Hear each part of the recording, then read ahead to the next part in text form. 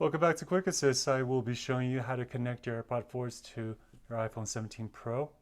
So what we're going to want to do is first go into settings. We're going to want to make sure that the Bluetooth is on. Turn on that toggle. Then all you have to do is open this and wait a second. It should read.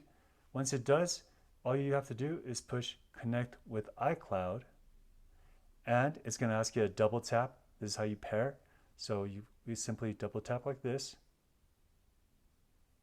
Sometimes it takes a couple tries to get it right. Whoops.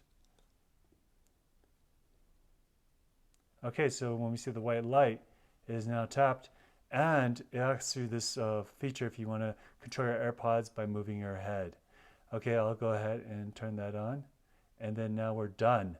Okay, so as you can see, every time you turn it back on, it should pair now, and it will show you the battery percentage as well as how much battery your case has. Alright guys, thanks for watching, and I hope this video helps. If it does, please like, comment, subscribe. See you next time. Bye-bye.